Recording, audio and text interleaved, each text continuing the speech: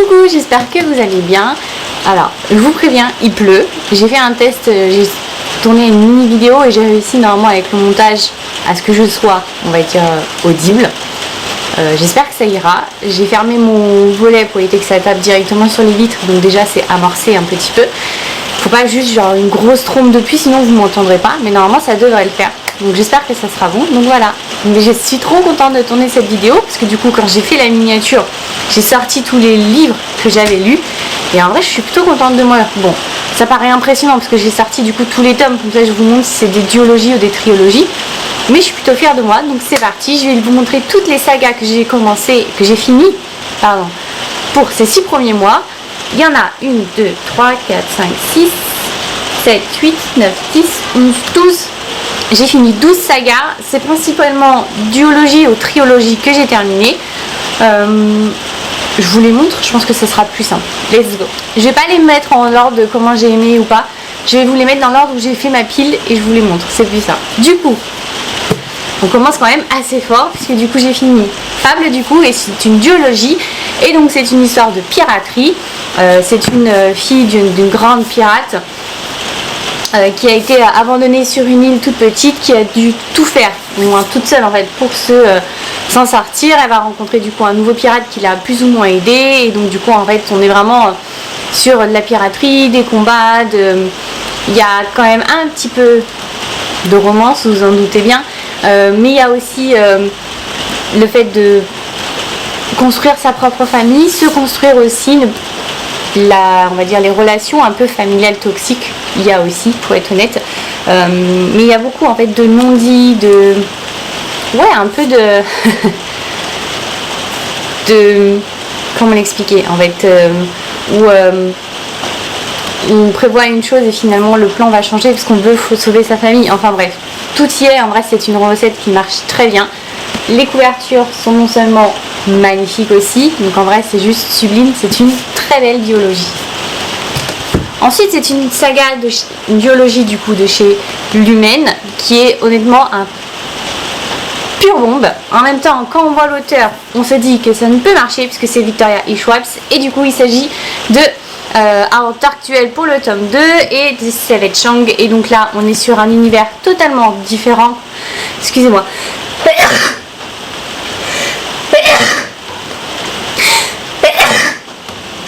voilà, totalement différent et nouveau par rapport à ce qu'on peut lire jusqu'ici.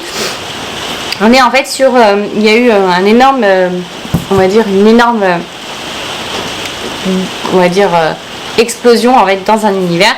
Cet univers-là, du coup, à cause de cette explosion, en fait, les démons en fait prennent les humains en quelque sorte, pas comme hôtes, mais en fait ils récupèrent leur mal, et donc du coup il y a différents types de démons, et forcément, qui forcément dit démons, il y a forcément quelque sorte des gens pour les combattre, et on suit du coup une partie de la ville qui est divisée en deux. On a une partie de la ville en fait où c'est un peu le plus riche qui règne, et donc du coup il faut payer pour pouvoir être en quelque sorte protégé de ces démons là, et on a du coup l'autre partie qui est du coup travaille avec les personnes qui peuvent tuer ces démons là, qui du coup en fait tout le monde a la même on va dire le même rang, il n'y a pas de plus riche, pas de plus pauvre, tout le monde en fait doit combattre et aider pour cette survie là. Donc c'est extrêmement beau, franchement c'est une pure tuerie, on se laisse emporter très facilement, et dès qu'on a commencé c'est impossible de lâcher, et vraiment je les ai lus ces deux là d'une traite tellement ils sont géniaux. Ensuite c'est une saga trilogie que je suis très triste de quitter. On est sur des sirènes, honnêtement, c'est extrêmement rare, et c'est aussi rare d'être aussi bien écrit puisqu'il s'agit du coup de Sang d'écume et de glace de Alexiane de Lys. Il se met à plus en plus de pleuvoir, je ne sais pas si vous allez réussir à m'entendre. On est du coup sur cette trilogie là, regardez la beauté des bouquins, honnêtement c'est juste trop bien. Les personnages sont en plus et non seulement génial. Je sens que je vais m'arrêter parce que vous n'allez pas m'entendre.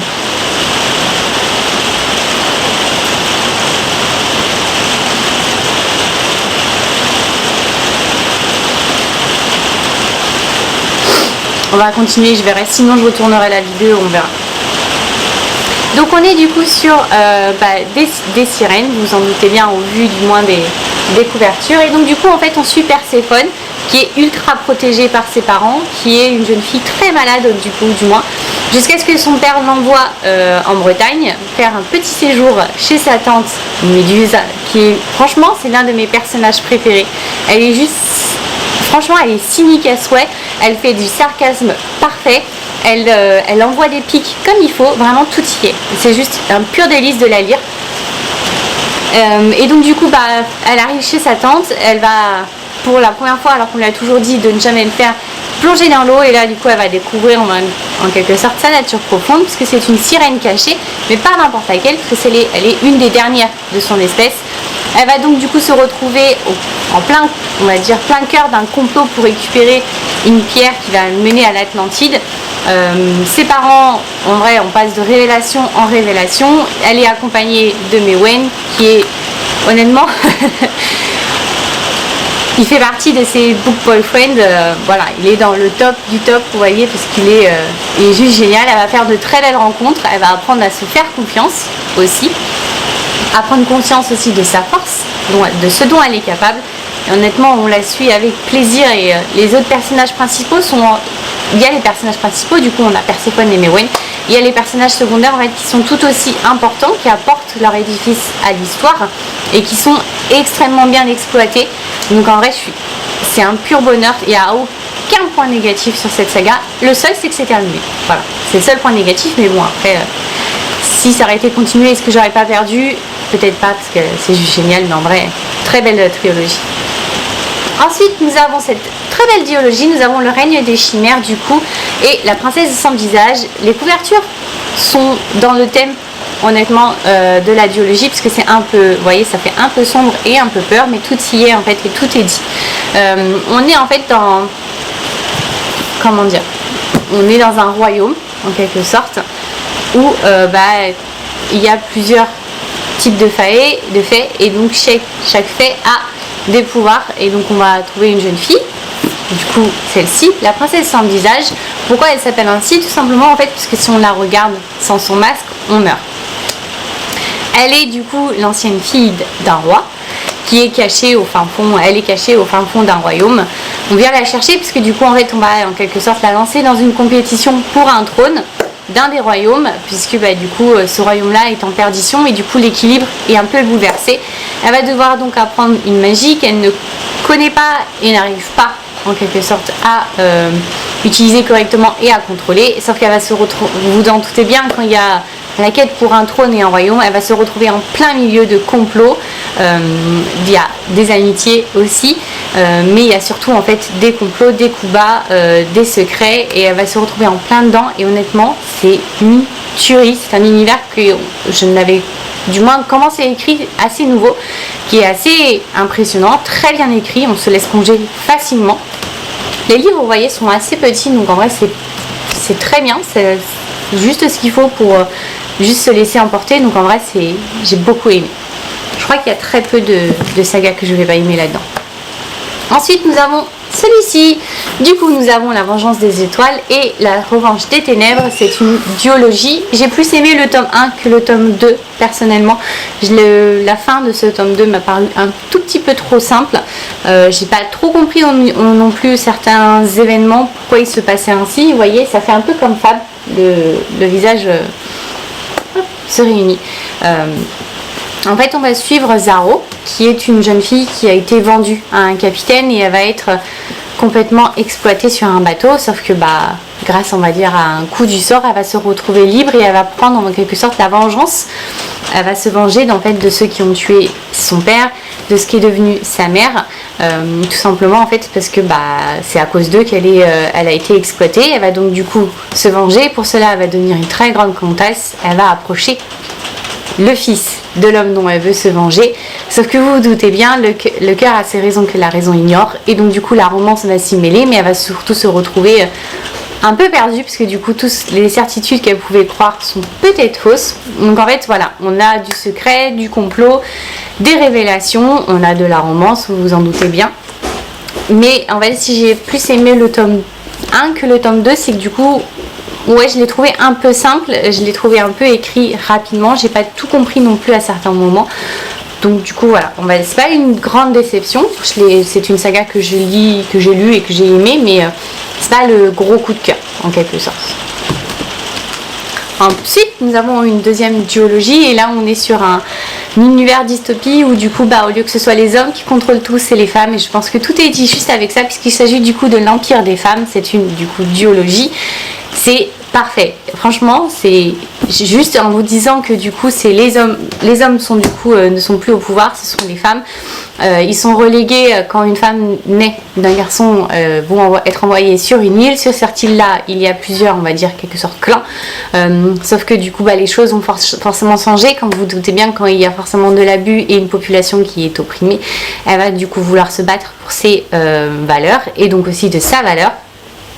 Et donc du coup, pour pouvoir en quelque sorte gagner gain de cause, il faut du coup approcher la fille de la plus grande dame qui en quelque sorte contrôle ce royaume en fait où les femmes du coup ont le pouvoir. Mais du coup pareil, il va y avoir un peu de romance, mais il y a surtout en fait, et c'est ce que j'ai le plus aimé, c'est que les citations que l'on entend régulièrement pour le patriarcat ont été mis du coup au matriarcat. Et donc du coup ça marche bien, il faut être honnête, mais c'est surtout une duologie qui montre en fait que même si ce sont les femmes qui sont au pouvoir, ça ne veut pas forcément dire que on est forcément plus douce. Les femmes peuvent être tout aussi cruelles que les hommes, et en fait je pense que c'est juste pour montrer que il n'y a pas en fait besoin d'écraser ou en quelque sorte pour que les femmes aient absolument le pouvoir ou autre. Il faut juste réussir à trouver un juste équilibre. Ce juste équilibre peut être très dur à trouver, ce qui est montré, honnêtement, c'est aussi montré dans le bouquin, mais honnêtement on se laisse transporter très très facilement. C'est un peu si on doit situer un peu la période, ça serait en Grèce antique. Vous voyez ce que je veux dire, avec d'ailleurs les vêtements sont très bien expliqués. Les systèmes d'arène aussi ressemblent un peu aux romains aussi. Donc en vrai c'est très très bien expliqué et on se laisse transporter sans difficulté. C'est une pure tuile. Ensuite, je pense que c'est ma plus grosse déception. Il s'agit de celle-ci, du coup Serpent and Dove de Honey Blood, du coup, et Gods and Monsters. Je pense honnêtement que le 3 a été un peu écrit parce qu'il fallait une suite. Voilà, à part la fin qui était très bien, où du coup l'action était là. Le début était un peu long, honnêtement. Donc là, c'est ma plus grande déception parce que du coup ça partait très bien, parce que c'était une histoire de sorcière qui tombait amoureuse d'un chevalier et surtout d'un tueur de sorcières. Donc vous vous doutez bien que au moment où il a appris que c'était une sorcière, ça a pas forcément pété, parce que du coup il a eu des révélations sur lui-même. Mais voilà, le début était absolument parfait, puisque du coup la sorcière était sarcastique à soi et les pics qu'elle renvoyait du coup avec son mari le chasseur, c'était parfait, honnêtement tout y était.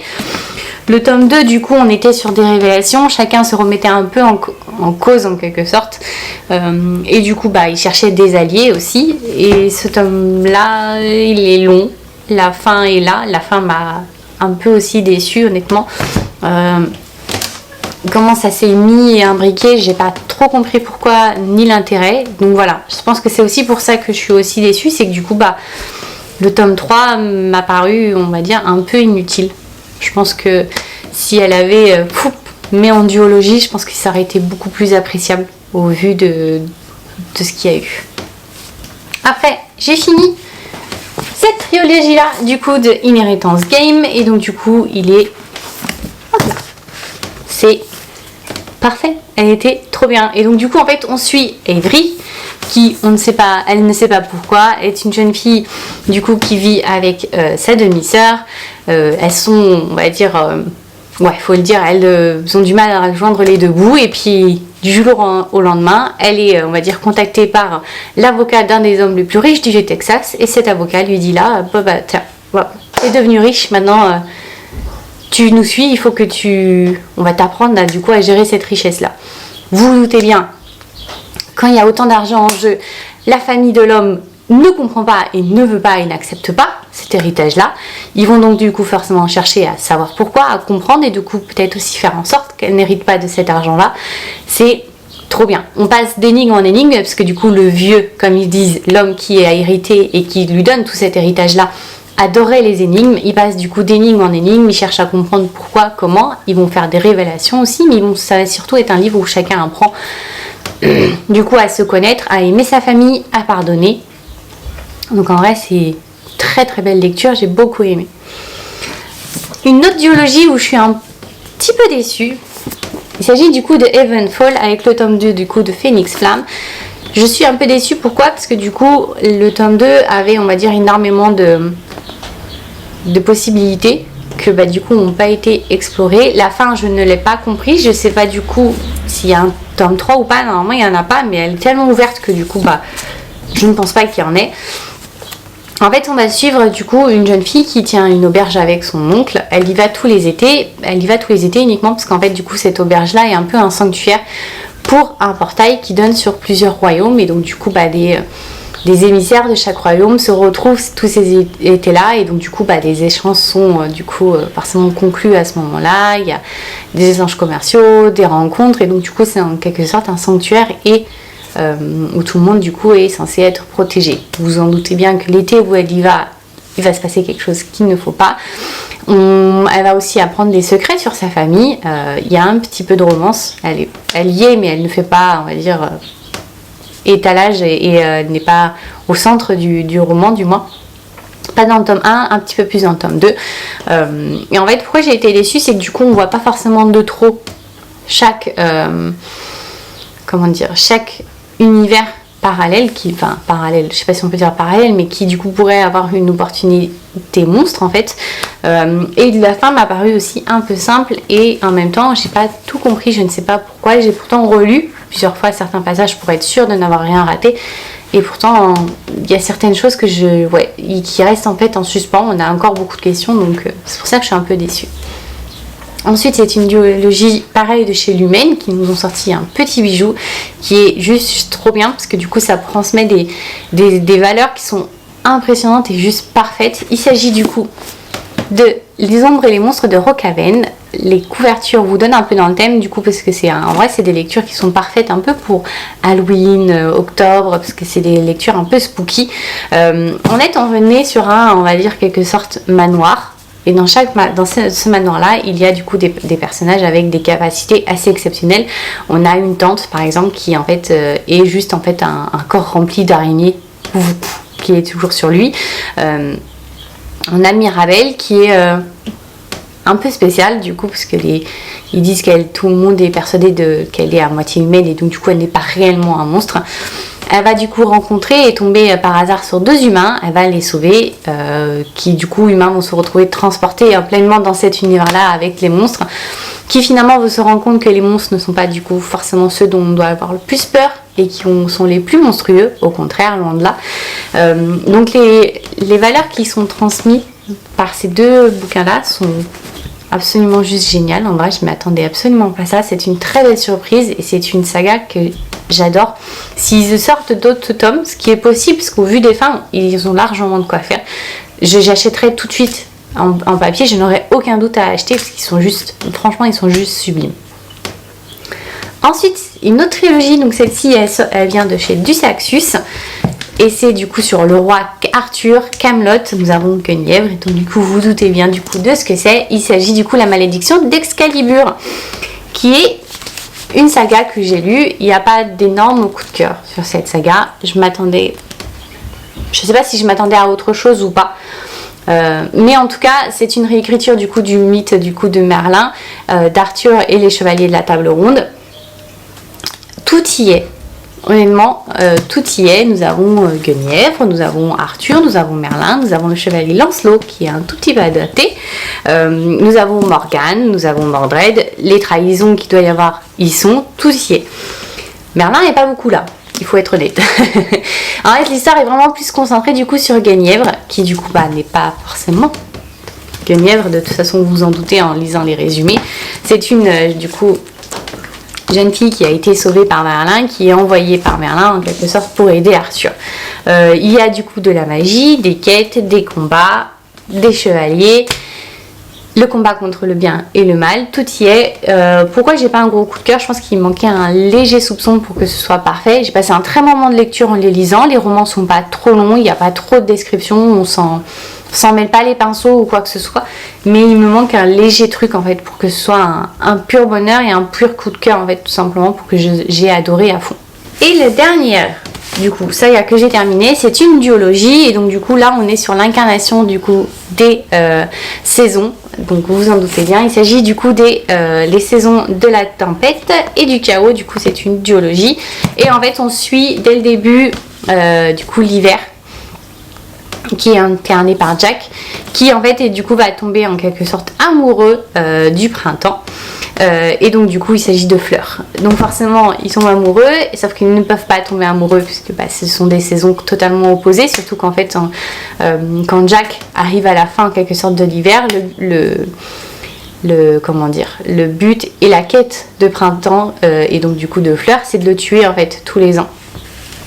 Il n'est pas totalement mort parce qu'en fait les saisons en quelque sorte retournent en repos dans une sorte d'énorme complexe, et en fait ça se fait comme ça au fur et à mesure, sauf que du coup il tombe amoureux, chose qui ne devrait pas arriver. Il s'enfuit, chose qui du coup va très très vite mal tourner, puisque du coup 2 saisons ne peuvent pas être au même endroit en même temps, c'est pas possible, ça crée un cataclysme énorme. Ils vont donc en quelque sorte se rebeller contre leur créateur qui est donc Chronos. Tiens donc, qu'est-ce qu'il fait là? Et donc du coup, il y a forcément, du coup, vous vous en doutez bien, de la magie, il y a une quête, la compréhension de soi, de l'univers dans lequel ils ont été créés aussi. Donc j'ai extrêmement bien aimé, c'est une belle lecture. Coup de cœur, je ne sais pas, mais elle fait partie des sagas que j'ai beaucoup aimé. Elle fera pas partie des top 5 par exemple, mais c'est une saga que je relis de temps en temps, pas régulièrement, mais de temps en temps, parce que ouais, j'ai plutôt bien aimé, et ça fait partie des premières sagas que j'ai lues de Saxus en quelque sorte, et je pense aussi pour ça que elle a un petit côté spécial. Donc du coup voilà, ça c'est que pour les papiers. En e-book, j'en ai fini d'autres aussi, je vous montre. Alors en e-book, il n'y en a qu'une que j'ai fini, il s'agit de celle-ci. Alors attendez, s'il veut bien. Hop là, de perles et de corail du coup, et c'est une duologie, et honnêtement c'est très très bien écrit, c'est un pur bonheur de l'avoir lu, j'ai adoré, honnêtement je ne m'attendais pas à autant aimer. C'est de Martinière, la Martinière jeunesse, et en fait on est dans un univers un peu, franchement totalement, en tout cas nouveau dans moi ce que j'ai lu. En fait on est sur un petit village, du coup, Varenia, qui est au milieu de la mer, tout simplement. Et en fait, ils doivent donner en quelque sorte une princesse tous les ans au royaume qui est du coup sur Terre. Et donc, du coup, la plus belle de toutes les filles, forcément, y est envoyée. C'est aussi de toute façon en quelque sorte des villages qui du coup en fait ne survivent grâce à la pêche et à la pêche de petites perles comme ça. Et on va suivre du coup 2 jumelles. Sur ces 2 jumelles, il y en a une qui est extrêmement belle, la deuxième était aussi très belle jusqu'à ce qu'elle soit blessée en fait, et donc du coup elle a une cicatrice au niveau du visage, et donc du coup sa mère considère qu'elle n'est plus jolie à cause de ça.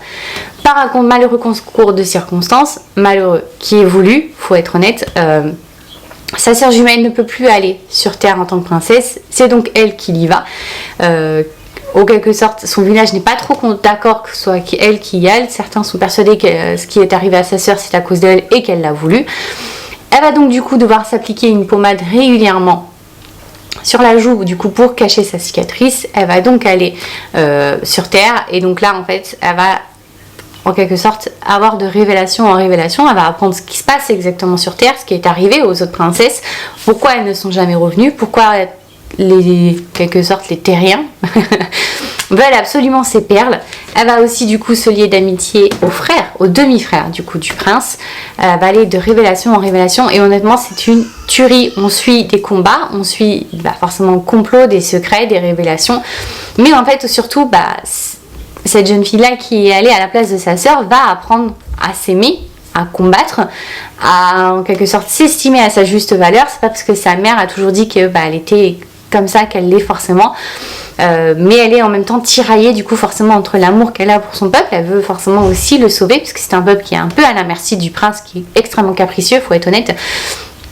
C'est un petit homme qui est très très énervé et frustré dans sa vie. Donc du coup voilà, et donc du coup elle va apprendre à se connaître, les origines aussi de son peuple. Elle va se faire de très belles rencontres, elle va avoir de très belles amitiés, de très beaux amis. Donc en vrai c'est un pur bonheur, j'ai adoré cette saga. Et voilà, je vous ai montré toutes les sagas que j'ai finies, il y en a beaucoup, faut être honnête. Mais il y a plus quand même de coups de cœur et de belles lectures que de déceptions. N'hésitez pas à me dire si vous les avez lus aussi comme moi, ou si au contraire je vous ai donné envie de les lire. Je suis désolée s'il y a des spoilers, moi je m'en excuse d'avance. Mais du coup voilà, et n'hésitez pas à me dire aussi si vous avez d'autres sagas finies à me conseiller. Et puis bah voilà, moi je vous dis du coup à lundi prochain. Je vous fais à tous et tous de très gros bisous et je vous souhaite à tous et tous une très bonne semaine. Bye bye.